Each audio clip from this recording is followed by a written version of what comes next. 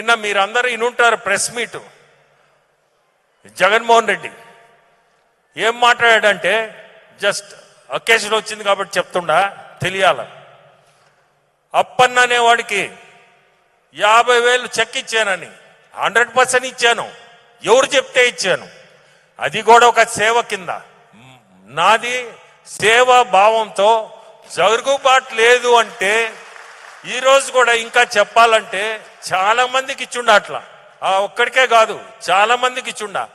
అతని ఆత్మకే అది ఆయన ఒకసారి ఆలోచించుకోవాలా. ఆయన చెప్పిన మాట ఎవరు చెప్తే ఇచ్చాను, అట్లా ఎంతో మందికి ఇచ్చుండ. అది అతను జరుగుబాటు లేదు, పేదోడు అని చెప్తే ఈరోజు సేవ చేసే రకంగానే దాన్ని కూడా రోజు చేసింది నేను. ఒక మనిషి శ్రీకాకుళం వాడు జరుగుబాటు లేదు, సుబ్బారెడ్డి వైవి సుబ్బారెడ్డి దగ్గర వచ్చి చేరాడు. ఆయనకి జరుగుబాటు, సుబ్బారెడ్డి నేను ఇవ్వలేనన్నా మీరు సాయం చేయండి అంటే దేవుడి ముందు వచ్చి చెప్పనండి ఎవరినైనా. నేను చెప్పేది సత్యమా కాదా, ఊరికినే ఏదో ఒకటి వేయడం కాదు. ఎందుకు చెప్పాల్సి వస్తుందంటే, నేను సేవ చేస్తూ ఎవరైనా వచ్చి ఇట్ట నాకు జరుగుబాటు లేదంటే ఈరోజు కూడా చేస్తుండా చాలా మందికి. అది చెప్పేవి కావు, చెప్పాల్సిన అవసరం కూడా లేదు.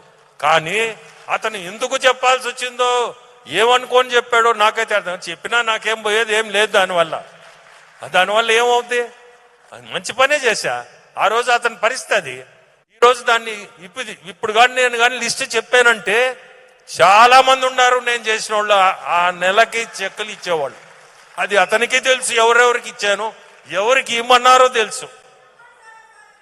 అటువంటిది ఆ మాట మాట్లాడాల్సిన అవసరమే లేదు. అంటే సేవాభావంతో చేసిన వాడిని నేను. ప్రతిదీ కూడా అంతే, ఈరోజు గట్టే చేస్తుండా.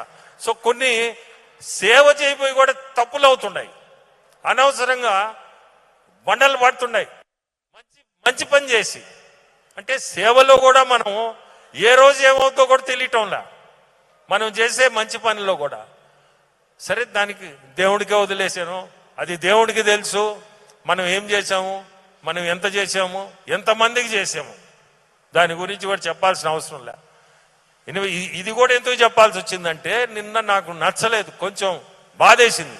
ఏంది మాటలు అసలు, అతనికి తెలుసు అన్ని, మాట్లాడాల్సిన అవసరం లే. మాట్లాడాడు కాబట్టి కొంచెం ప్రిక్ అయింది నాకు, అంతే. ఎనివే అది వదిలేయండి, ఆ సబ్జెక్టే పల్లెం మనకి. మనం కానీ ఆ సబ్జెక్ట్లో పోతే మన తల్లు చెడిపోతాయి. మంచి కార్యక్రమానికి వచ్చాము.